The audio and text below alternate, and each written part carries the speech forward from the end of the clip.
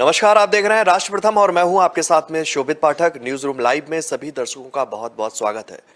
News room live की शुरुआत करेंगे आज की बड़ी खबर के साथ में, और वो खबर ये है कि विपक्षी एकता पर जयराम रमेश की दो टूक।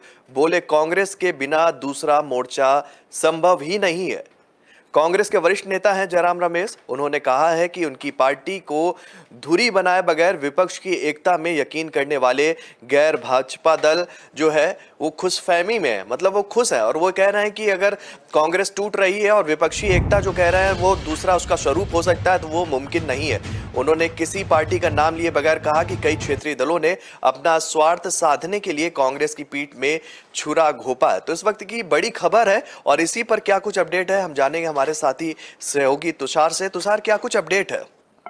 बिल्कुल शोभित जी, जिस तरह से आप बता रहे हैं तो बीजेपी की तरफ से जो तमाम बातें सामने आती रहती हैं कांग्रेस को लेकर, उनमें उनके भीतर एकता नहीं है या अंदरूनी कलह के चलते बीजेपी की तरफ से तमाम बातें सामने आती है। तो इसी का पलटवार करते हुए जयराम रमेश का भी बयान सामने आया। बता दें, उन्होंने बीजेपी पर, मतलब बीजेपी तो नहीं कह सकते इसे, तो मतलब सीधे तौर पर बगैर पार्टी का नाम लिए उन्होंने सभी पर निशाना साधते हुए पिंचिंग बैग के तौर पर उन्हें करार दिया है। तो उन्होंने कहा है कि बिना उनके कांग्रेस का विपक्षी दल कुछ भी नहीं है। बता दें कि बिना उनके कांग्रेस का विपक्षी दल कुछ नहीं है, क्योंकि विपक्षी दल उन्हीं के साथ चलता है। बिना मोर्चे खोले कांग्रेस का विपक्षी दल कुछ भी नहीं है। तो ये बयान उन्होंने दिया है, पिंचिंग बैग के रूप में उन्होंने इसका करार भी दिया है। जी, बहुत बहुत धन्यवाद इस खबर में हमारे साथ जुड़ने के लिए। जैसा कि तुषार ने बताया कि लगातार जो है कई राजनीतिक दल हैं, उसमें प्रमुखता से भारतीय जनता पार्टी का भी नाम शामिल है, और लगातार कांग्रेस को लेकर हमलावर है। इसी खबर पर हम सीधे जुड़ेंगे हमारे वरिष्ठ सहयोगी जिगर पांड्या जी के साथ में। जिगर पांड्या जी, आपसे ही जानना चाहेंगे कि जिस तरीके से एक ये मजबूत बयान दिया है जयराम रमेश ने, क्या कुछ इस बयान के मायने निकल कर सामने आ रहे हैं? शोभित, देखो, कांग्रेस को अगर कोई सोचता है कि ये देश में से नाम मिट जाएगा तो वो तो असंभव है, क्योंकि 150 साल पुरानी कांग्रेस है। दूसरी बात है कि हम थोड़ी बात और कर ले कि 2014 के पहले भारतीय जनता पार्टी और प्रधानमंत्री का एक सपना था कि कांग्रेस मुक्त भारत का कैंपेन एक चला था, अभी भी चालू है। लेकिन क्या 8 साल के बाद कांग्रेस मुक्त भारत हो चुका है? तो उसका जवाब है नहीं।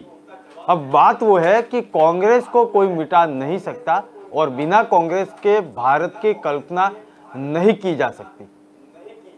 ये जयराम रमेश बोल रहे हैं और उनकी बातों में तथ्य है। हम वो एक गौर करें बात कि कांग्रेस से अलग अलग अनेक पक्ष बने हुए हैं, प्रादेशिक पार्टियां भी बनी हुई हैं। अब सोचो कि उन लोगों का मूल मतलब गोत्र तो कांग्रेस ही है। वो तृणमूल कांग्रेस हो या एनसीपी हो या अलग अलग कांग्रेस के राज्य स्तरीय जो पक्ष बने हुए हैं, वो सभी कहीं ना कहीं तो कांग्रेस से विमुख होके या नाराज होके बाहर निकले और अपनी पार्टी बनाई है। कुल मिला के कांग्रेस मुक्त भारत करना वो तो असंभव है, लेकिन फिलहाल अभी जो एक कैंपेन चला हुआ है कि 2024 के लोकसभा चुनाव में विपक्षी दल इकट्ठे हो रहे हैं, नीतीश कुमार की अगुवाई में हो रहे हैं। नीतीश कुमार अलग अलग जो पार्टियां हैं विपक्ष में बैठी हुई सभी के नेताओं को मिल रहे हैं। एनसीपी के शरद पवार हो या तृणमूल कांग्रेस के ममता बनर्जी हो या अरविंद केजरीवाल हो, या अरविंद केजरीवाल का एक और मसला है वो भी मैं बताऊंगा। लेकिन अलग अलग जो सीताराम येचुरी है या वामपंथी हो या अलग अलग जो नेता है, केसीआर है, सबको वो मिल चुके हैं। उसके बाद क्या राय बनती है और कौन कितना ये जो एक गठबंधन होने जा रहा है 24 के पहले, उसमें कौन कितनी सक्रियता देगा वो अलग बात है। लेकिन जयराम रमेश का कहना है कि कई पार्टियां कांग्रेस का नाम अपनी पार्टी से जुड़ने की कोशिश कर रही है। कांग्रेस के नाम का बाहर इस्तेमाल भले हो रहा हो, लेकिन एक बात क्लियर है कि कांग्रेस के बिना ये जो महागठबंधन है वो नहीं हो सकता। अब दो पहलू है इसमें। पहले तो कांग्रेस का जो वजूद है, भले कांग्रेस खत्म होने की कगार पे है, कांग्रेस के बड़े बड़े दिग्गज नेता कांग्रेस के बाहर निकल चुके हैं, कोई भाजपा में ज्वाइन हो चुका है, कोई किसी ने अपनी पार्टी बना ली है, कोई गुलाम नबी आज़ाद जैसे वो अपनी पार्टी का ऐलान कर सकते हैं आने वाले दिनों में। कुल मिला के बात वो है कि कांग्रेस जुझुम रही है, मतलब एक अपना अस्तित्व टिकाने के लिए वो अपना काम कर रही है, लेकिन भारत जोड़ो यात्रा के दौरान जो कश्मीर से कन्याकुमारी तक का एक माहौल बना हुआ है, अब वो कितना काम करेगा तो वो तो आने वाले दिनों में हम देखेंगे। लेकिन कांग्रेस का अभी फिलहाल जो जमीनी स्तर से वो खत्म हो रही थी, उसको कुछ उत्साह तो कुछ ऊर्जा तो मिली हुई है। अब ये जो गठबंधन जो हो रहा है उसमें कांग्रेस का नहीं होना वो तो मतलब कोई मतलब नहीं है। विपक्ष में कांग्रेस, भले कांग्रेस के नंबर्स कम है या कहीं पे तो कांग्रेस है ही नहीं, या कांग्रेस देखो यूपी है या गोवा है या अलग अलग राज्यों में पहले पे वो सत्ता पे थी, लेकिन अभी फिलहाल कुछ नहीं है, पंजाब से सत्ता विमुख हो चुकी है। तो कांग्रेस आज हम राजस्थान में देखो कि सत्ता पे है, और कई जगह पे वो मतलब महाराष्ट्र में थी, लेकिन वो भी गठबंधन की सरकार में थी, खुद की सरकार नहीं थी। तो कांग्रेस ने अपना वजूद तो छोड़ दिया है, लेकिन बिना कांग्रेस से विपक्ष या विपक्ष का ये जो महागठबंधन बन रहा है उसमें भले कांग्रेस की सीट कम आ रही हो या लोकसभा में कितनी नंबर वो लाएगी, लेकिन कांग्रेस का जो एक रहता है, एक ओरा है, वो तो लेके आगे बढ़ना पड़ेगा।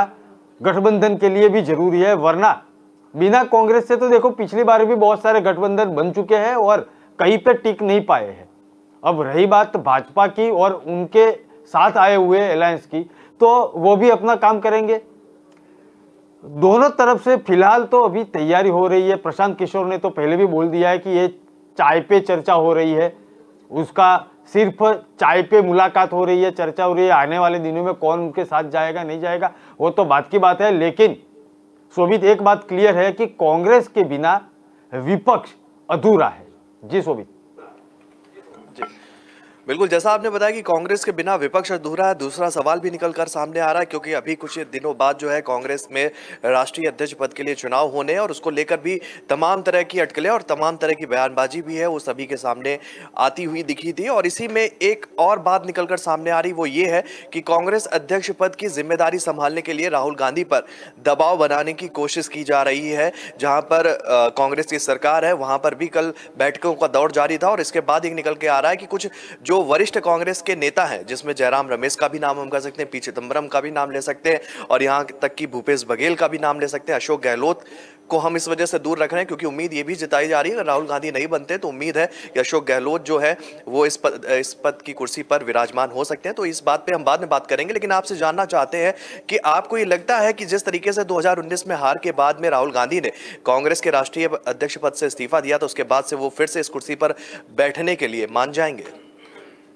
देखो, कांग्रेस की यही तकलीफ है कि बार बार उपाध्यक्ष या अध्यक्ष का नाम आता है, तब गांधी परिवार के अलावा कोई नाम उनके दिमाग में आता ही नहीं है। अगर कोई आगे बढ़ता है कि मैं कांग्रेस के अध्यक्ष पद के चुनाव के लिए, जैसे शशि थरूर है वो आगे आए हैं, अशोक गहलोत का नाम सबसे ऊपर रहता है, लेकिन ये परिवारवाद की जो बात है और कांग्रेस की यही सबसे बड़ी मुश्किल है। कांग्रेस पहले भी मजबूत थी, आज भी मजबूत हो सकती है। अगर G23 के जो नेता नाराज होकर चले गए हैं या उनकी बात मानते, कांग्रेस में नेतृत्व परिवर्तन होना जरूरी है, और परिवार के नाम से बाहर भी और बड़े दिग्गज नेता है जिन्होंने 50-60 साल तक कांग्रेस को मजबूत करने के लिए अपना एक योगदान दिया हुआ है। लेकिन तकलीफ वो है कि कांग्रेस और कांग्रेस के कुछ नेता, जो गुलाम नबी आज़ाद हो या अलग अलग बहुत सारे नेताओं ने आरोप भी किया है, मनीष तिवारी ने भी बोला है कि कांग्रेस जोड़ो आंदोलन करना चाहिए, भारत जोड़ो यात्रा नहीं।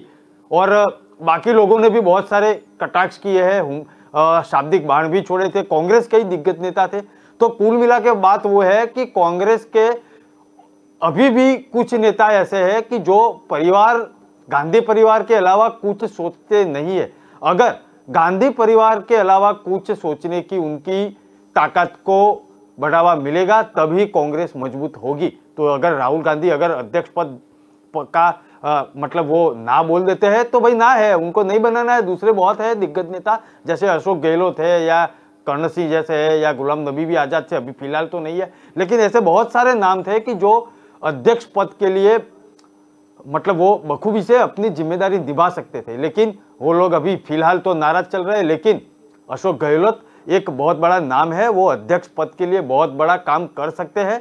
वो भी एक चाणक्य के तौर पे अपना एक दिमाग है, जो राजनीति के दिग्गज नेता है और अनुभवी नेता है। तो कांग्रेस के लिए राहुल गांधी तो एक समझो कि गांधी परिवार से आते हैं और कुछ वो अभी फिलहाल तो भारत जोड़ो यात्रा पे निकले हैं। उसके अलावा राहुल गांधी और बाकी सब जो दिग्गज नेता है जैसे कि अशोक गहलोत, उनकी कंपैरिजन कहीं नहीं हो सकती, क्योंकि ये जो दिग्गज नेताएं हैं उन्होंने 50-60 साल तक अपना खून पसीना सींचा है कांग्रेस को बनाने में, कांग्रेस को इकट्ठा करने में, कांग्रेस को मजबूत करने में। राहुल गांधी के 2014 के बाद देखो क्या क्या हुआ है, कौन से चुनाव हारे हैं, वो ट्रैक रिकॉर्ड भी, जो नाम कांग्रेसी नेता जो है वो राहुल जी को मतलब अपना अध्यक्ष बनाने में फिलहाल जुटे हुए हैं, उनको भी ये सोचना पड़ेगा कि कांग्रेस को अगर मजबूत करनी है तो और कई नाम भी है। जी शोभित, मेरा एक अंतिम सवाल ये है और फटाफट इसका जवाब आपसे लेना चाहते हैं, क्योंकि आपने काफी कुछ विस्तार से बताया है कांग्रेस पार्टी को लेकर। आपने नाम लिया अशोक गहलोत का, आपने नाम लिया राहुल गांधी का, आपने नाम लिया जो है पी चिदम्बरम का, लेकिन एक वरिष्ठ नाम भी कह सकते हैं और कह सकते हैं कि उस नाम की अपने आप में एक अलग मजबूती दिखती है कांग्रेस कार्यकर्ताओं के प्रति। वो नाम है सचिन पायलट का, और सचिन पायलट को लेकर भी कई तरह की बयानबाजी पिछले दिनों हमने देखी थी। और कह सकते हैं एक अंदर खाने जो राजस्थान में जो चल रहा है उसमें दोनों गुटों के बीच, मतलब अशोक गहलोत गुट के कार्यकर्ता और सचिन पायलट गुट के कार्यकर्ता, उनकी तीखी बयानबाजी भी देखी जा रही है। आपको लगता है कि ये बयानबाजी के दौर पर जो है विपक्षी एकता को मजबूत करने की बात कांग्रेस करती है, इसमें कितना हद तक सफल हो पाएगी? देखो एक बात क्लियर है कि सचिन पायलट जो है वो और अशोक गहलोत का जो अलग अलग जुट है वो राजस्थान में आज सक्रिय है ऐसा नहीं है, बहुत पहले से सक्रिय है। एक पिछली बार के चुनाव में तो सचिन पायलट का सीएम बनना और सीएम वो बन जाएंगे ऐसी भी बात आई थी। उसके बाद अशोक गहलोत मुख्यमंत्री बन चुके थे, तब भी उनकी नाराजगी आई थी, उनके पास कोई पद नहीं है। अगर अशोक गहलोत अपना अध्यक्ष पद या अध्यक्ष बन जाते हैं तो उसके परिणाम स्वरूप राजस्थान में जो सचिन पायलट है वो मुख्यमंत्री बन सकते हैं। ऐसी बात उनके ही जुट के लोग कर रहे हैं, ऐसे कोई कांग्रेस या मैं या गुजरात से या कोई अलग देश के कोई कोने से बात नहीं आ रही है। राजस्थान में अभी घमासान मचा हुआ है। सचिन पायलट के जुट के जो लोग हैं, गुट के जो लोग हैं, वो ऐसा सोचते हैं कि अगर अशोक गहलोत राजस्थान से निकलकर राष्ट्रीय लेवल पर चले जाए तो हमारे नेता जो है वो मुख्यमंत्री बन जाएंगे, और इस बार मुख्यमंत्री बने तो अगले चुनाव में भी उनके नाम पे वोट हम मांगेंगे। अब ये युवा है तो कांग्रेस को सोचना है कि आगे की रणनीति क्या हो सकती है, लेकिन फिलहाल तो कांग्रेस की एक बड़ी कमजोरी जो देश भर के अलग अलग राज्यों में है वो है जुट। अलग अलग नेता जितने हैं उतनी ही अलग अलग कांग्रेस है, इसीलिए कांग्रेस धीरे धीरे बैकफुट पे आ रही है। तो वो सचिन पायलट हो, देखो मध्य प्रदेश से एक और नेता फिलहाल तो अभी नागरिक उड्डयन मंत्री है भारत सरकार में, क्या था वो, वही मतलब कांग्रेस के ही नेता थे ना, युवा नेता थे। वैसे सचिन पायलट है, आने वाले दिनों में बहुत जो एक शोभित हम सोची नहीं है वैसी बातें भी सामने आएगी, वैसे खबर भी सामने आएगी। अब नजरें टिकाए बैठना है कि राजस्थान से सचिन पायलट के बारे में क्या खबर बाहर आके निकलती है। जी बहुत बहुत आपका धन्यवाद हमारे साथ जुड़ने के लिए जिगर जी। बढ़ते हैं दूसरी खबर की तरफ, और दूसरी खबर जो है वो भी बड़ी खबर है और वो पंजाब से निकलती हुई खबर है, और जिसकी खबर की पहुंच है वो दिल्ली तक है। उस खबर पर चर्चा करते हैं। दर्शकों को बता दें कि बेटा बेटी के साथ आज भाजपा में शामिल होंगे अमरिंदर सिंह, सांसद पत्नी कांग्रेस में ही रहेंगी। ये बड़ी अपडेट है इस वक्त की। इस खबर पर थोड़ा सा विस्तार चलेंगे और आपको बता दें कि पंजाब के पूर्व मुख्यमंत्री कैप्टन अमरिंदर सिंह की पार्टी का आज भाजपा में विलय हो जाएगा। कैप्टन दिल्ली स्थित बीजेपी मुख्यालय में राष्ट्रीय अध्यक्ष जेपी नड्डा की मौजूदगी में प्राथमिक सदस्यता को ग्रहण कर सकते हैं। इस खबर पर और कुछ क्या अपडेट है हम जानेंगे हमारी साथी सहयोगी वैष्णवी से। वैष्णवी, क्या कुछ अपडेट है अभी तक इस खबर को लेकर? जी, आपको बता दें कि कैप्टन के साथ पंजाब के 6 पूर्व विधायक, कैप्टन के बेटे रन इंदर सिंह और बेटी जय इंदर कौर, नाती निर्वाण सिंह भी भाजपा में शामिल होंगे। लेकिन उनकी जो पत्नी है वो परनीत कौर फिलहाल अभी कांग्रेस में ही रहेंगी और कैप्टन अमरिंदर सिंह जो है वो फिलहाल कांग्रेस से पंजाब के मुख्यमंत्री रह चुके हैं। और लेकिन सवाल अब ये उठ रहा है कि पंजाब में जो है वो भाजपा में शामिल होने के बाद उनकी क्या भूमिका रहेगी, ये देखने वाली बात होगी। चलिए, बहुत बहुत धन्यवाद वैष्णवी आपका। जैसा वैष्णवी ने बताया कि उनकी भूमिका क्या रहेगी, क्योंकि ये भी एक अपने आप में बड़ा सवाल है। कद्दावर नेता की तौर पर उनकी पहचान है। कैप्टन अमरिंदर सिंह की 2 बार मुख्यमंत्री भी निर्वाचित हुए हैं कांग्रेस की तरफ से। बीच में कुछ गलतफहमियों के चलते कांग्रेस को उन्होंने अलविदा कहा था। वो गलतफहमियों की भी हम बात करेंगे विस्तार से। और वहीं एक सवाल ये भी निकल कर आ रहा है कि भाजपा है 75 से उम्र के नेताओं को टिकट नहीं देती है। उनकी जो पॉलिसी है वो ये है कि 75 से उम्र जो से बड़े नेता है उनको टिकट नहीं देती, उनको वरिष्ठ सूची में डाल देती है। क्या कुछ जो है समीकरण बदलते हुए दिखेंगे? इसी मुद्दे पर सीधे चलते हैं हमारे नेशनल एडिटर मयूर जानी जी के पास में। सर, आपसे जानना चाहते हैं कि जिस तरीके से ये बड़ा परिवर्तन देखने को मिल रहा है, हालांकि इसकी प्लानिंग आपने जैसा कि राष्ट्र संवाद में कहा था कि बहुत पहले शुरू हो चुकी थी, लेकिन कैप्टन अमरिंदर सिंह के भाजपा से जुड़ने के बाद में पंजाब में किस तरीके से राजनीतिक समीकरण बदलते हुए नजर आएंगे? देखिए, कुछ समय पहले इसकी हम थोड़ी चर्चा कर चुके हैं। मैं उसी सिलसिले को आगे इसमें यहाँ पे बताता हूँ। भारतीय जनता पार्टी को फायदा होगा, अमरिंदर सिंह को ये फायदा होगा कि एक इतने बड़े संगठन का बल जो है उनको प्राप्त होगा, है ना। संसाधनों में हर तरह से आप देखिए तो भारतीय जनता पार्टी जो है वो मजबूत है, सभी से मजबूत है। चाहे फिर वो आप धन बल की बात कर दें या कार्यकर्ताओं की स्ट्रेंथ की बात करें, या आप इनके पास जो टेक्नोलॉजी और जो सोशल मीडिया का एक बहुत बड़ा एक मजबूत आधार है उसकी बात करें, और साथ में क्योंकि उस केंद्र में सत्ता में बैठे हैं तो और कहीं ईडी के छापे पड़ सकते हैं। जैसे अभी एक आम आदमी पार्टी के एक और विधायक पर जो है वो नोटिस गया हुआ है, अभी खबर आ रही है। पर वो उन सब चीज़ों से अमरिंदर सिंह साहब जो हैं वो बिल्कुल अछूते रहेंगे। और उनकी जहाँ तक उम्र की बात है शोभित भाई, उम्र ऑब्वियसली वो अब बहुत बुजुर्ग अवस्था में पहुँच गए हैं। अब देखिए, एक बार ये स्पष्टता भारतीय जनता पार्टी की ओर से की गई थी।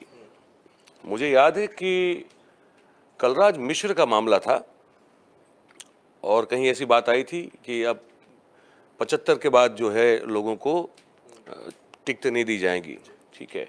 तो कलराज मिश्र ने कहा था कि ऐसा कहीं लिखा नहीं है, ठीक है। अच्छा, आनंदीबेन ने इसी बहाने को आगे करते हुए इस्तीफा दिया था कि अब पार्टी की इस लाइन को मैं सर आंखों पर रखती हूँ और मैं छोड़ देती हूँ। वहाँ पिक्चर थोड़ा ब्लर है। वहाँ एक्चुअली ये किसी को पता नहीं है कि क्या पार्टी का जो बंधारण है, जो कॉन्स्टिट्यूशन है, क्या इसमें ऐसा कोई अमेंडमेंट हुआ है, नहीं हुआ है, नोबडी नोज अबाउट इट। वो तो फिर पार्टी अध्यक्ष जो है अभी जेपी नड्डा साहब वही बोल सकते हैं। तो मुझे ये नहीं लगता है कि अब भारतीय जनता पार्टी इस मामले में बड़ी फ्लेक्सिबल है। जहाँ उनको किसी नियम बनाने के बाद भी कहीं अगर किसी को छूट देनी हो तो वो छूट दे देते हैं, ठीक है। तो इस स्थिति में अगर अब देखिए, पंजाब के चुनाव तो अब 4.5 साल बाद है, तो 4.5 साल बाद तो अमरिंदर सिंह साहब जो है उसकी उम्र समझ लीजिए 84 साल के आसपास हो जाएगी, ठीक है। तो मुझे नहीं लगता कि उस स्थिति में अगले विधानसभा चुनाव को ध्यान में रखते हुए कुछ हुआ है। ये जो कुछ भी हुआ है वो क्या हो सकता है जिससे आम आदमी पार्टी की सरकार 4 साल से पहले वहां जो है खत्म हो जाए। ये कोई इसकी वेट करने वाले नहीं है। मैं आपको बता दूं, ये कुछ होगा, आप देखेंगे वहां भी घमासान होगा। कुछ न कुछ ऐसा उठा पटक वाला मामला हमको देखने को मिलेगा कि कुछ ऐसा हो कि जिसे डिस्टेबलाइज जो है वो आम आदमी पार्टी की सरकार हो जाए। तो उसमें अमरिंदर सिंह साहब की भूमिका क्या हो सकती है, ये अगर हम उस लिहाज से सोचेंगे तो चीज़ें ज़्यादा स्पष्ट रूप से हमारे समझ में आ जाएगी।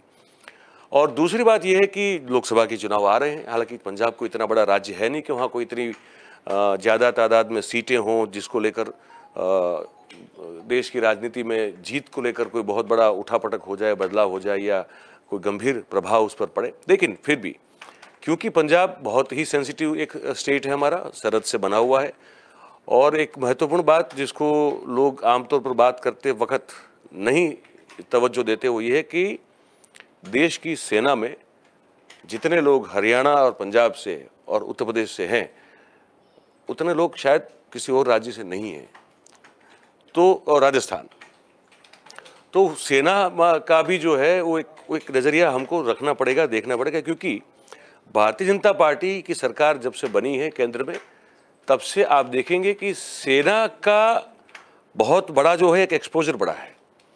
सीडीसी का पद बनाना से लेके सीनियोरिटी में सुपरसीड करके किसी को बना देना से लेके, आप देखें कि जब एयर स्ट्राइक होती है या सर्जिकल स्ट्राइक होती है, हर जगह पे आपको सेना की ओर से भी अब बयान आ रहे हैं, सेना का भी एक बहुत बड़ा प्रमुख एक एक्सपोजर जो है वो आपको दिखाई दे रहा है।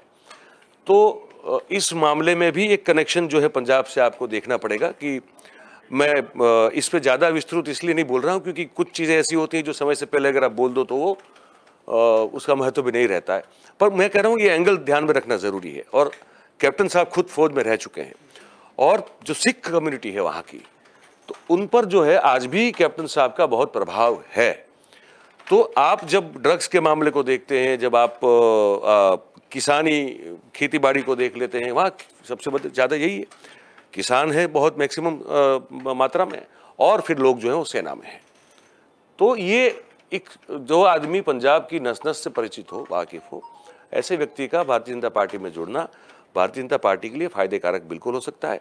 और जैसे मैंने कहा कि अगर आम आदमी पार्टी को 4.5 अगले ये टर्म अगर ख़त्म करना है तो उनके लिए बहुत एक जैसे कहना तलवार की धार पर चलने वाली एक स्थिति हो गई है। इधर उधर कुछ भी हुआ तो अब क्योंकि कैप्टन साहब भी जुड़ गए हैं तो इनके लिए फिर बहुत खतरे की घंटी बहुत बड़ी बज सकती है। तो मुझे लगता है इस परिप्रेक्ष्य में इस पूरे घटनाक्रम को हमको देखना चाहिए। क्या वजह है? पत्नी जी जो हैं वो अभी भी कांग्रेस से जुड़ी हुई हैं, सांसद हैं वहाँ की। पूरी अगर पार्टी की बात करें, पूरे परिवार की बात करें, तो उसका विलय जब भाजपा में हो रहा है तो पत्नी ही अकेले बसती हैं जो कांग्रेस का दामन थामे हुए हैं। इसकी क्या वजह हो सकती है, जबकि बेटे और बेटी के भी भाजपा में शामिल होने की अटकलें लगाई जा रही हैं आज? देखिए, उसमें बहुत सारे निजी कारण हैं और मुझे लगता है कि हम राजनीतिक समीक्षा तक ही रहें तो ये बेहतर है हमारे लिए भी। हमको भी एक मर्यादा जो है उसको क्रॉस नहीं करना चाहिए। उनके निजी जीवन में बहुत सारी ऐसी घटनाएं हैं जिनको लेकर कि कह सकते हैं कि पति पत्नी का संबंध तो है, लेकिन और भी बहुत सारी चीज़ें हैं। अब वो उनका निजी जीवन है तो क्यों उनकी वाइफ नहीं आ रही है और क्यों वहाँ वो कांग्रेस के साथ जुड़ी रही है, इसके पीछे बहुत निजी कारण है और निजी कारणों की चर्चा हमको नहीं करनी चाहिए। अच्छा, इसी खबर से जुड़ा हुआ एक पहलू भी है कि गुलाम नबी आज़ाद का देखें, जिस तरह से कांग्रेस के पार्टी में बहुत गद्दावर नेता के तौर पर वो अपनी शाख रखते थे और उसके बाद वो उन्होंने जम्मू कश्मीर का रुख किया, हालांकि ये मुख्यमंत्री भी रहे जम्मू कश्मीर के, और इसके बाद अब उन्होंने एक नई पार्टी का ऐलान कर दिया। कुछ दिन पहले पंजाब में भी यही हमने देखा था, कैप्टन अमरिंदर सिंह जो है कांग्रेस के साथ में थे, पार्टी से अलग हुए, उन्होंने नई पार्टी का ऐलान कर दिया। हालांकि उन्हें मुंह की खानी पड़ी और अपने ही गृह जनपद से वो जो है हार को उनका सामना करना पड़ा। आपको क्या लगता है, पूरे अगर दोनों कांग्रेस के नेताओं की अगर हम अभी पिछले कुछ दिनों की घटनाओं का अगर आकलन करें तो दोनों जो नेता हैं वो सेम रास्ते पर चलते हुए नहीं दिख रहा है। नई पार्टी बनाना, गुलाम नबी आज़ाद भी नई पार्टी बनाएंगे, अगर उन्हें जनता का प्यार मिला तो निश्चित तौर पर भाजपा के साथ में ही गठबंधन जैसा कि कयास लगाए जा रहे हैं होते हुए जो है पार्टी बनाएंगे जम्मू कश्मीर में। और यही जो है कैप्टन अमरिंदर सिंह ने किया, नई पार्टी बनाई, हालांकि नहीं चल पाए, तो अब विलय जो है उनका भाजपा के साथ में होता हुआ दिख रहा है। फर्क इतना है कि ये इनका विलय हो रहा है और वहाँ भारतीय जनता पार्टी चाहती है कि गुलाम नबी आज़ाद अपनी खुद की पार्टी बनाए। फर्क है, दोनों स्थितियों में फर्क है।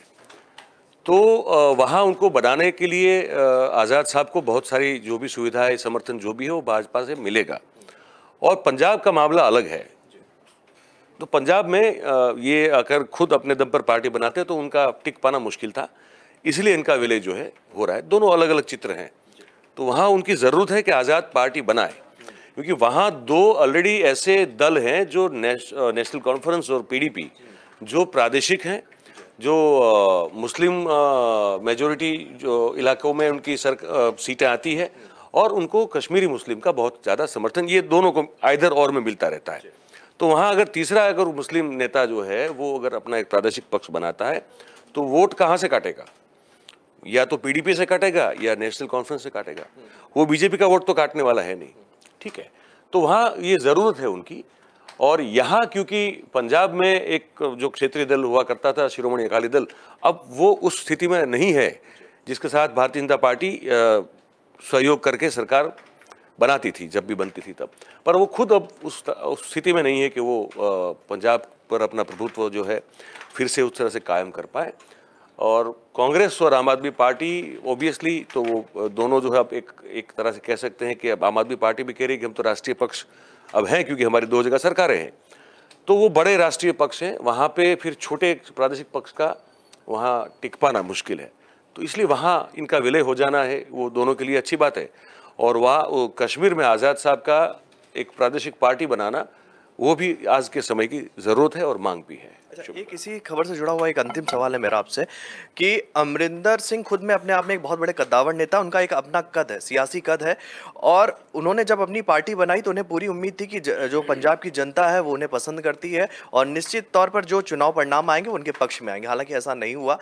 अब जब उनके सामने कोई विकल्प बचता हुआ नहीं दिखता है, क्योंकि कांग्रेस भी उनके साथ नहीं है या वो कांग्रेस के साथ नहीं है, जनता ने जो है उन्हें नकार दिया पिछले चुनाव में। अब इसके बाद में वो भाजपा में अंतिम विकल्प ही बचता हुआ दिख रहा था, वो भाजपा में शामिल हुए, तो उनका कहीं ना कहीं कद नहीं छोटा हुआ। इस जब ये वो भाजपा में शामिल हो रहे हैं तो कहीं ना कहीं उनके जो सियासी रसूख था, जो उनका खुद की पहचान थी, उस पर भाजपा जो है भाजपा में शामिल होने के बाद वो कहीं ना कहीं गिरती हुई दिख रही है। नहीं, कद तो उनका तभी छोटा हो गया था तब जब कांग्रेस के हाईकमान की ओर से उनको बोल दिया गया था कि आप गद्दी छोड़ दें।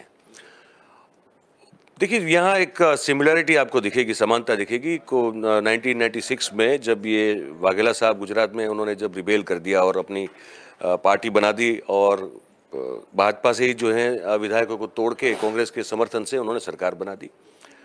अब वहाँ भी उन्होंने जो राजपा बनाया था, राष्ट्रीय जनता पार्टी बनाई थी, वहाँ पे उन्होंने, वहाँ पे उनको भी एक ऐसा कुछ भ्रम हो गया कि मैं अगर सरकार बर्खास्त करके अगर चुनाव घोषित करता हूँ तो मैं बहुमत प्राप्त कर लूँगा।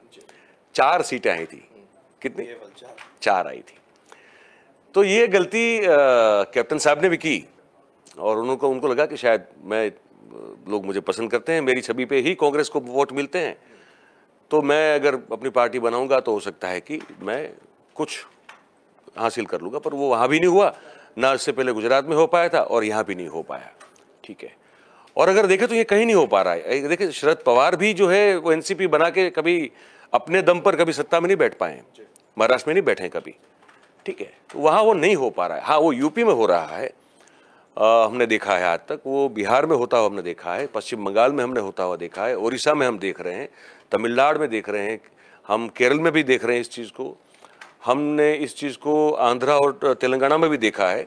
ठीक है, पर बाकी जगह पे ये नहीं हो रहा है। बाकी जगह या तो भारतीय जनता पार्टी है या कांग्रेस है या आप कहीं आप कहते हैं इसको। ठीक है, तो जो क्षत्रप हैं वो सोच रहे हैं कि हम अपने नाम का कार्ड खेल जाएंगे और लोग हमको वोट दे देंगे, हमको जिता देंगे। ये हमने जो इलाके, जो प्रदेश गिनवाए, उसके अलावा कहीं हमको देखने को नहीं मिल रहा है। तो गलती शायद उनसे होगी और गलतियां होती है लोगों से। बहुत बड़ी जगह पे, बहुत ऊंचे पद पर बैठ के भी, पहुंच के भी लोग गलती कर देते हैं। पर मैंने जैसे अभी कुछ समय पहले कहा था, जितने आप बड़े होते हैं ये सभी के लिए समझने वाली बात है, और किसी भी क्षेत्र में हो ये समझने वाली बात है कि जितने भी आप बड़े होते हैं पद में और कद में अपने काम से, उस व्यक्ति को गलती करने की जो छूट है वो फिर कम होती जाती है। अगर वो गलती से छींक भी अगर गलत खा ले तो नुकसान हो जाता है। वो गलती से छींक भी नहीं खा सकता है, समझ रहे? तो इतना बड़ा एक उस तरह का मामला बन जाता है कि आप एक भी चीज़, छोटी से छोटी चीज़ भी गलत नहीं कर सकते। अगर आपने कर दी, आपको बहुत बड़ा खामियाजा। वही गलती अगर किसी कद में या अपने काम में जो इतना बड़ा नहीं है वो आदमी करेगा, उसको कोई फर्क नहीं पड़ता है।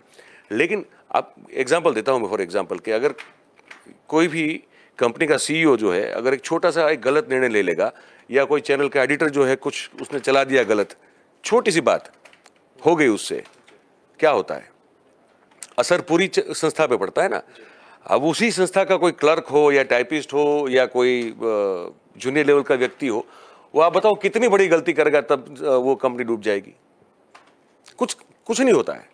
तो ये जितने बड़े लोग होते हैं, जैसे कैप्टन साहब हैं या आप जिसका भी नाम ले सकते हैं, जिन्होंने जब छोटी भी छोटी गलती की है तो उनकी सज़ा उनको बड़ी भुगतनी पड़ती है। अब आज इनकी हालत ये है कि अब अपना खुद का अस्तित्व जो है उनको एक तरह से मिटा रहे हैं, उसका विलय हो रहा है, और अब वो जाएंगे तो जाएंगे भाजपा के एक प्रदेश के नेता के तौर पर। पहले कांग्रेस के प्रदेश नेता, लेकिन कांग्रेस और अमरिंदर सिंह की पहचान जो है वो एक सिक्के के दो पहलू की तरह थी। वहाँ भाजपा में जाएंगे तो ये नहीं होगा, तो ये फिर आपको खामियाजा करना पड़ता है। तो ये होता है, मतलब ध्यान रखना पड़ता है बहुत ही, अदरवाइज फिर आप गए तो फिर छोटी गलती की फिर भी गए। बहुत बहुत धन्यवाद सर इस खबर में हमारे साथ जुड़ने के लिए। बढ़ते हैं तीसरी खबर की तरफ, और वो खबर है पश्चिम बंगाल से। नंदीग्राम में सहकारी निकाय में टीएमसी को बड़ा झटका लगा है। भाजपा ने 12 में से 11 सीटों पर जीत हासिल की है। क्या कुछ अपडेट है, इसी खबर पर हम जुड़ेंगे, हमारे साथी से होगी तुषार के साथ में। तुषार, क्या कुछ है इस खबर को लेकर? बिल्कुल शोभित जी, जिस तरह से जो निकाय चुनाव हुए थे उसमें बीजेपी ने 12 में से 11 सीट हासिल की हैं। और आपको बता दें नंदीग्राम में ये बीजेपी की एक सहकारी निकाय चुनाव में ये जीत हासिल हुई है, और साथ ही ये शुभेंदु अधिकारी का निर्वाचन जो गढ़ है वो माना जाता है। और बता दें साथ ही 12 में से 11 सीट हासिल करना बहुत ही बड़ी बात होती है। और साथ ही जो जनता ने जो प्लान तैयार किया था टीएमसी द्वारा, उस पर पानी भी फेर दिया है। बहुत बहुत धन्यवाद इस खबर में हमारे साथ जुड़ने के लिए। तो जैसा कि अभी कुछ दिन पहले पश्चिम बंगाल को हमने जलता हुआ भी देखा, लड़ाई झगड़े भी वहाँ पे खबरें जो है, उत्पात भी की खबरें भी सामने आई, और आए दिन जब चुनाव होते हैं तो उससे पहले कुछ ना कुछ वहाँ से निकलकर जरूर सामने आता है। हालांकि टीएमसी लगातार ये दावा करती है कि वो भारतीय जनता पार्टी के द्वारा आरोपों का जवाब दे रही है, और भारतीय जनता पार्टी उसे लगातार प्रदेश में बदनाम करने की हर संभव कोशिश करते हुए दिखाई देते हैं, ऐसा आरोप है टीएमसी का। लेकिन शुभेंदु अधिकारी जो थे इससे पहले टीएमसी में थे और वो भारतीय जनता पार्टी में आए। उनका गृह जनपद है नंदीग्राम।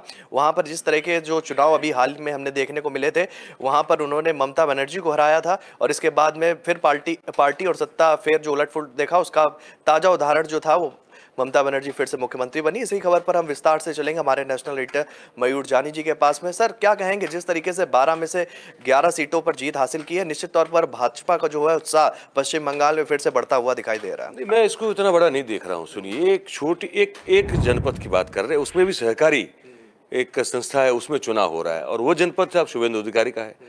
तो भाई, शुभेंदु अधिकारी जिस जनपद से चुनाव जीतकर आते हैं तो वहाँ उनका उनका एक अधिकार प्रभाव होना बड़ा लाजमी है ना। तो वहाँ अगर कोई सरकारी सहकारी निकाय कोई है, उसमें कुछ अगर चुनाव हो रहे हैं और वहाँ ये लोग जीत रहे हैं, मुझे लगता है कि इसको मैं तो इस तरह से देखता हूँ कि इसमें कोई बहुत बड़ी कोई चोट लगी हो टीएमसी को, या कोई कुछ बहुत बड़ा उथल पुथल हो गया हो और मुंह की खानी पड़ी हो, क्योंकि वो शुभेंदु अधिकारी का खुद का क्षेत्र है, वहाँ की एक छोटी सी सहकारी संस्था है। उस संस्था में जो चुनाव हुए हैं तो वहाँ तो फिर वही लोग लड़ेंगे जो भाजपा के समर्थन में है या भाजपा को समर्थन देती है, या फिर वही लोग लड़ेंगे जिनको भाजपा लड़ाना चाहती है, जिताना चाहती है। तो ये सहकारी क्षेत्र में एक छोटी सी जगह पे अगर ये कोई 12 में से 11 सीट अगर ले लेते हैं, जहाँ पे ऑलरेडी भारतीय जनता पार्टी का ही दबदबा हो, तो वो तो शोभित जी इसमें कोई मुझे लगता है कि बहुत बड़ी उठापटक हुई है। तौर पर एक छोटी सी बात है, लेकिन जिस तरह से इस जीत को लेकर पार्टी के तमाम वरिष्ठ नेता उनकी तरफ से बयान आ रहा है और निकलकर वो अपने आप को ये दिखाने की कोशिश कर रहे हैं कि हमने टीएमसी के गढ़ में जो है फिर से सेंध लगानी शुरू कर दी, और निश्चित तौर पर जो आगामी चुनाव है उसमें हम बहुमत पाते हुए दिखेंगे। अब ये छोटा सा तिल है, उसको पहाड़ बनाने की बात है। ये मतलब ये भारतीय जनता पार्टी की फितरत है। ये आपने देखा होगा, हैदराबाद जैसे एक शहर के कॉरपोरेशन के चुनाव में राष्ट्रीय स्तर के हर एक नेता जो है कूद पड़े थे वहाँ पे। उनका ये मानना है कि ग्राम पंचायत का चुनाव हो, वहाँ से लेके देश की संसद का चुनाव क्यों ना हो, हमारे लिए हर एक चुनाव जो है वो एक सा महत्व रखता है। अब ये इनकी सोच है, उस सोच के हिसाब से अगर इस चीज़ को बढ़ा चढ़ा के वो कहना चाहे तो बिल्कुल कह सकते हैं, उनकी अधिकार क्षेत्र में आता है। लेकिन जहाँ तक ऑब्जर्व करने की बात है, हमारा काम है चीज़ों को ऑब्जर्व करना। पॉलिटिकल जो भी डेवलपमेंट होते हैं, जो भी चीज़ घटती है, हम जब ऑब्जर्व करते हैं तो हमको लगता है कि वो तो कर सकते हैं, क्योंकि उनकी आदत भी है, फितरत भी है और उनकी रणनीति भी होती है।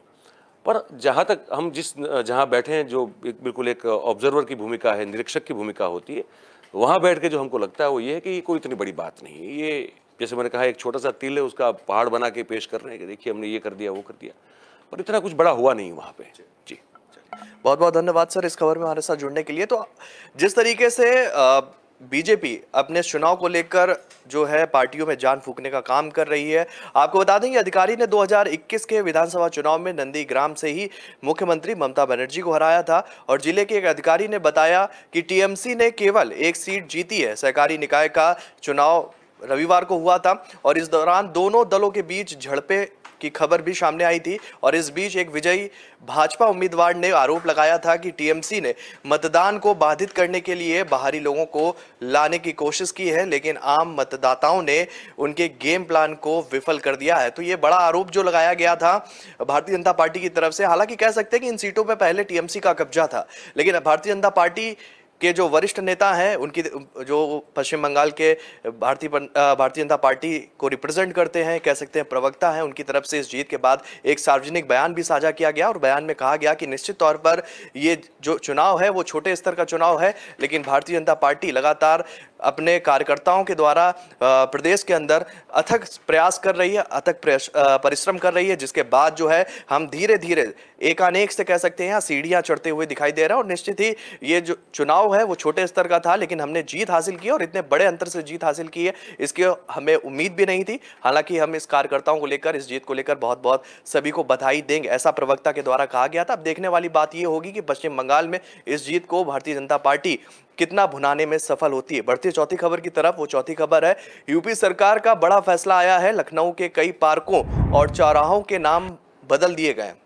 यूपी सरकार द्वारा राजधानी लखनऊ के कई चौराहों के नाम बदल दिए गए हैं, जिसमें सिकंदराबाद चौराहे को अब वीरांगना उदा देवी वार्ड के नाम से जाना जाएगा और मिल एरिया पुलिस चौकी से मीना बेकरी चौराहा को इंडियन शिया पर्सनल लॉ बोर्ड के संस्थापक एवं पूर्व अध्यक्ष मौलाना मिर्जा मोहम्मद अतहर के नाम से किया गया है। तो ये बड़ा परिवर्तन है और बड़ा जो है इस परिवर्तन के साथ में राजनीतिक उठापटक भी शुरू हो गई, क्योंकि उत्तर प्रदेश में योगी सरकार के ऊपर नाम बदलने का आरोप पिछले कई दिनों से लगते हुए आए हैं। इसको लेकर हमने पहले भी जब नाम बदलने को लेकर एक घटनाक्रम हुआ था उस पर संवाद किया था, उस पर हमने चर्चा भी की थी, न्यूज रूम लाइव में भी मुद्दे को जोड़ा था। और फिर जो ये बड़ा घटनाक्रम कह सकते हैं, बड़ा उलटफेर कहने को कह सकते हैं कि उत्तर प्रदेश में देखने को मिला है, जिस तरीके से नाम को बदला गया है। यहाँ पर एक संजय गांधीपुरम चौराहे को चंद्रशेखर आजाद चौराहा कर दिया गया। यह भी एक बड़ी खबर है और लगातार विपक्षी पार्टियां जो है इसको लेकर भारतीय जनता पार्टी पर निशाना साध रही हैं। इसी मुद्दे पर हम सीधे चलेंगे हमारे नेशनल एडिटर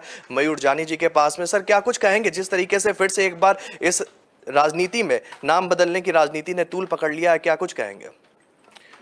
नहीं, नाम बदलने की राजनीति मैं मानता हूँ कि ये तो लगातार चलती रहेगी जब तक भारतीय जनता पार्टी जहाँ जहाँ भी सत्ता में रहेगी। तो मुझे लगता है कि एक उनके लिए तो रूटीन सी प्रक्रिया है शोभित जी, क्योंकि वो चाहते हैं कि जो जगह मूलभूत रूप से जिस नाम से पहले जानी जाती थी आक्रांताओं के आने से पहले, तो वो जगह को फिर से वही नाम और फिर से वही पहचान दी जाए। और इसमें फिर बहुत सारे वो कंट्रोवर्सीज खड़ी करने की कोशिश की जाती है। जो तथाकथित रूप से सेकुलर लोग हैं वो ये कहते हैं कि भाई अब वो भी तो यहीं के होके रह गए थे। जैसे मुगलों की बात होती है तो कहते हैं वो कहाँ, वो लूट के थोड़ी चले गए थे, वो तो यहीं के होके रह गए थे, ठीक है, तो वो तो यहीं के, उनको इसी देश का मानना चाहिए। इस पर बहुत सारी बहस होती है कि अगर कोई नाम उनके द्वारा दिया गया है या उनके किसी शासक ने दिया है या शासक के नाम पे कुछ रखा गया है, वो उसको नहीं हटाना चाहिए ताकि कौमी सौहार्द जो है बना रहे। ये एक दलील होती जाती है। फिर तो आप ये भी कह सकते हैं कि तो फिर तो ब्रिटिश को क्या कहेंगे, वो भी रहे, वो तो आए थे, पहली बार जब आए थे अकबर तब शहंशाह हुआ करता था, ठीक है, तो तब उसके बाद वो व्यापार करने आए, फिर यहाँ व्यापार करते रहे। वो भी आए, फ्रेंच भी आए, डच भी आए, पोर्टुगीज़ भी आए, सब आए थे व्यापार करने के लिए। उसके बाद फिर उन्होंने देश पे कब्जा किया, फिर ब्रिटिश सरकार ने रूल किया और फिर चले गए। तो वो भी तो बहुत सारे यहाँ रहे। एंग्लो इंडियंस पूरी एक हमारी प्रजाति है यहाँ पे, जो यूरोपियंस, चाहे वो ब्रिटिश हो या फ्रेंच हो या पोर्टुगीज हो, और भारतीय कुल की मिलन से जो पूरी एक जनरेशन पैदा हुई है, तो वो तो यहीं रहती है। उनको तो दो जगह के पासपोर्ट हैं, तो उनको फिर क्या कहेंगे आप, यहाँ का कहे वहाँ का कहे। ये एक डिबेट के मुद्दे हैं ये सब। लेकिन मुझे लगता है कि ये सब आए उससे पहले हम थे, ठीक है। चाहे वो तुर्क आए सबसे पहले, या फिर खिलजी आए, या फिर मुगल आए, बीच में तैमूर ने भी आक्रमण कर दिया था, ठीक है। खान जो को ये था चंगेज़ खान, उसका भी आक्रमण हुआ था, पर ये लोग आए चले गए। इनके पहले भी हम थे, सिकंदर आए उससे पहले भी हम थे, ठीक है। तो मूलभूत रूप से तो हम हैं यहाँ पे, हम लोग हैं यहाँ पे। तो हमारी जो संस्कृति है, या हमारा जो कल्चर है, या हमारा जो भी नामाभिधान उस समय हुआ था, अगर उसको हम वापस कर सकते हैं तो करें, उसमें मुझे तो कोई आपत्ति लगती नहीं है, और ना ही किसी और अन्य समाज या किसी और कम्युनिटी को लगनी चाहिए, क्योंकि वो भी तो बेसिकली हम ही में से निकले हैं। अब मुगल कोई 50 लाख की संख्या में तो नहीं आए थे ना, या इस्लाम जब यहाँ पे आया था तो उनके कुछ लोग थे, बाकी तो हैं, वो तो हकीकत ये है कि बिल्कुल ऑलमोस्ट कन्वर्टेड लोग हैं। तो वो भी तो हम ही में से एक हैं। बीच में चला था वो घर वापसी वाला, बहुत सारा आपने देखा होगा, हम सब जानते हैं उस मामले में। तो DNA वाइज तो basically almost 90% of them are us actually. तो वो आपत्ति नहीं होनी चाहिए। और जैसे अभी आप बता रहे थे लखनऊ में जो नाम बदले गए हैं, तो ये लखनऊ में क्या, इससे पहले हमने बड़े बड़े वो देख लिए, हमने तो प्रयागराज होते हुए देख लिया, ठीक है। तो ये एक ऐसी स्थिति है, ये ऐसी एक नीति है जिसमें मुझे एज एन ऑब्जर्वर कोई तकलीफ या खामी नहीं लगती। मुझे लगता है कि ठीक है, अगर आपका पहले ये नाम था और फिर किसी ने आके आक्रमण करके आप पर बैठ के राज करते हुए, शासन करते हुए बदल दिया, और अब अगर आपके हाथ में शासन है तो आप इसको वापस करिए, इसमें क्या आपत्ति हो सकती है। वैसे बहुत सारे ब्रिटिश स्मारक हैं, बहुत सारे ब्रिटिश अफसरों के नाम से, गवर्नर जनरल्स के नाम से, वायसरॉयज के नाम से बहुत सारे अभी भी स्मारक यहाँ पे हैं। इसको भी बदला जाए तो कोई, मुझे लगता है आप आपत्ति होनी चाहिए किसी को भी। आप इसको मतलब इस नज़रिए से देखना गलत होगा कि हम सेकुलर नहीं है। ये सेकुलर ना होने की बात नहीं है, ये हमारी मूलभूत पहचान को फिर से प्रस्थापित करने की बात है।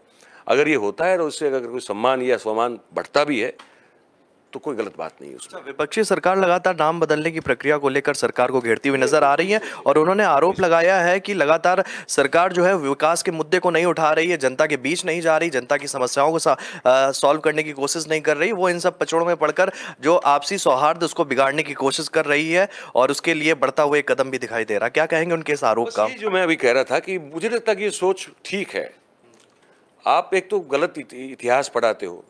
मुझे कांग्रेस की सरकार से अगर बहुत एक चीज़ की बहुत जो मुझे वो जैसे कहते हैं खालिश, जिसको कहते हैं एक टीस जो है वो रही, वो ये है कि उन्होंने जो है ना वो ठीक नहीं किया। वो बहुत सारी चीज़ें जो थी वो उन्होंने जो है ठीक से प्रस्तुत नहीं की। जहाँ तक हम लोग इतिहास की बात करते हैं तो उन्होंने ये भी ठीक से नहीं किया कि जो आज़ादी पाने तक का जो एक संघर्ष काल था, जो शुरू हुआ था मिली उसके 150 साल पहले से, वहाँ जो चरित्र, जो कैरेक्टर थे, उन्होंने क्या क्या कोशिशें की, वो भी जो है ठीक से बताया नहीं गया।